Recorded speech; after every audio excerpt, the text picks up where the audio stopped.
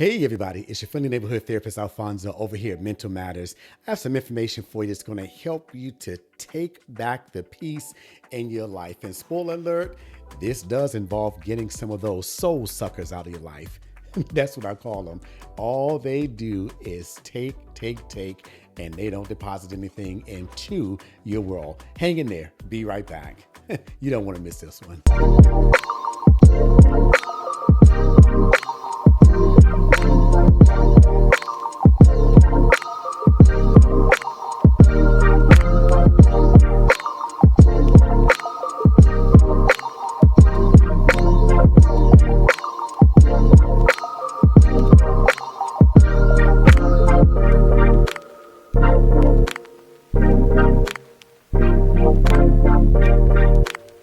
Hey everybody, this is your friendly neighborhood therapist Alfonso, and I hope that you all are already having an amazing day on purpose. Guys, ladies, boys, girls, I need to bring something to your attention that on some level, I'm sure you already know. There are people that most of you, because I don't do it anymore.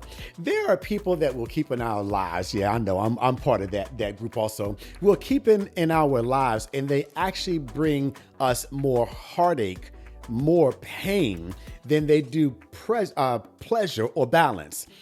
One of the things that people like that bank on is your kindness, your gentleness, where they know that you wouldn't hurt a fly. I cannot tell you how many people tell me on a regular basis, Alfonso, Mr. Lewis, Reverend Lewis, Doc, all these names I'm called. The reason that I don't say anything is that I just don't want to hurt their feelings. And then some of them seem surprised when I tell them, don't you know that you actually need to hurt their feelings? Because they don't care about hurting you. These soul suckers, as I call them, they know what they are doing. People know when they are taking more away from you than what they are bringing to you, and they bank on your kindness so that they can continue to do what they do. There is a difference between telling the painful truth and being brutally honest. I don't believe that you have to be brutal in your honesty, but sometimes when you tell folk the truth, it's going to be painful. You need to have a day of liberation. You need to have what I did some years ago, a people inventory reduction sale. I literally looked at every relationship that I had in my life, and I used a simple formula.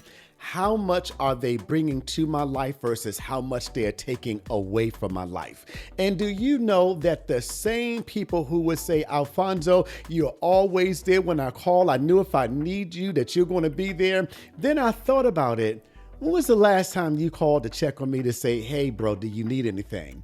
Hey, my friend, do you need anything? And I say, bro, I don't mean family member in terms of blood relations. I mean more generically, the friendship, the relationships where we call each other bro and sis and everything else. There are some people who will call on you no matter what time of day or night it is.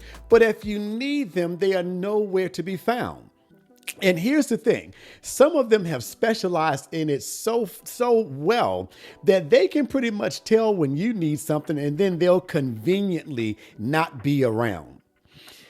Most of the people that I see in therapy who don't come because they have a chronic and persistent mental illness like schizophrenia, bipolar, most of the people that I see are for relationship counseling and for other things that have to do with relationships. I want to ask you this. Think about the issues that you're having in your life right now and ask yourself, how many of those issues surround a relationship? From the very first person that I saw today to the very last person that I saw today, and honestly, everybody in between, there was some variation of a dysfunctional relationship, whether it's a marriage, a friendship, somebody that they work with. Most people, if you were to take everything that's going on in your life right now that you would say is a problem or a conflict, take the human being out of it and see how many problems you actually have. Chances are the only other thing that you have going on outside of people problems is finances. Now, the finances you can't fix right away, but those soul suckers, do you know you don't owe it to them to take back your good mental health and let them know I can't continue to do this? My bishop said one day, many years ago, I've never forgotten this, God rest her soul. She said that every, that every resource needs a source. Ask yourself or yourselves, how often are you the resource to other people that you're pouring into them, yet you don't have a source to pour back into you? Chances are it's very low. When I went through my divorce, I went to therapy. It was primarily to take my kids. I wanted to make sure that they were okay. And I remember the therapist saying to me, Mr. Lewis, why don't you come back for a session or two? No, I'm good. You know, I do this on a regular basis. Also, I'm head of the psyche yard, Laurel Hospital, and I'm doing all these other things. And she said, just give me one session. And I went in and I talked and I unloaded, and I didn't realize how many people were just sucking my soul dry. And here's the sad part, ladies and gentlemen. They didn't do it without my permission. It is okay to be nice. It is okay to be kind. It is okay to be a people person. It is okay to do all those things. But do you know that your kindness can simultaneously be your greatest strength and your greatest liability? Every now and then you need to tell people, no, I can't be there. Oh, you have a lot going on too? No, I'm good. I just can't continue to be part of what you have going on. I want you to do this for me. Think about how many times your phone rings, your cell phone rings. You know, most of us use that, not landlines anymore. And you can look at the contact photo or the number of the person calling and see how much your stress rises that you can feel in your body. There are some people who, when you see their phone number or their picture come up on a call, you already know this is going to cost me something. It's just a question of how much and how soon. And then ask yourselves, how many of those same people actually call you and ask you, do you need something? True story, ladies and gentlemen, about maybe 7 or 8. No, this is longer than that. I wasn't married yet to Bree. So this was maybe a little over 12 years ago.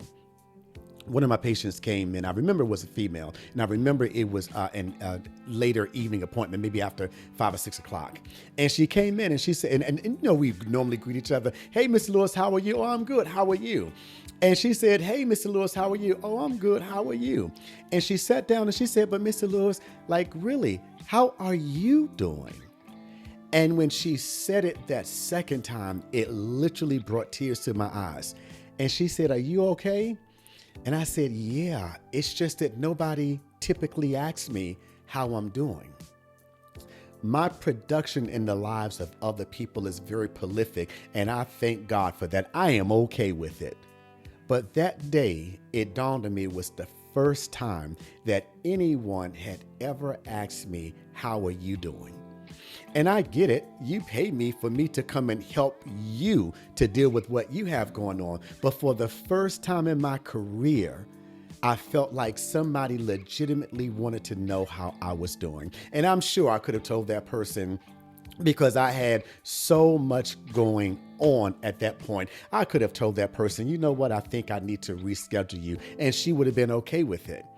But the reality is that there are very few people in your life. Those soul suckers don't care about how you're doing. They only want to know how you're doing as it relates to, can I get something from you? Human beings, as we learn, have an intrinsic need for companionship, for fellowship, for relationship. But just make sure you can relate to everybody else in that ship. Do you know that sometimes it's better to just move people out of your lives than to continue to have them there to continue to bring you down? I'm going to ask you today the same thing that patient asked me 12 years ago. How are you doing? If you're not doing okay, check the relationships. And then let me give you permission to do the same thing that I did. Have a people inventory reduction sale to help you get to a place where you can wake up in the morning and say, I'm good because I don't have anybody pulling on me. Hey, you guys know what I love to tell you. I really do love you. Do something for me today. First of all, if this content helps you in any way, please leave me a comment and let me know. Give me some feedback on it. But I want you today, on purpose, to try to reach down and help pick somebody else up, somebody who can't give you anything in return. There is no greater feeling in life than the feeling of knowing that you have helped somebody. You all have an amazing day on purpose. Really do love you. Take care.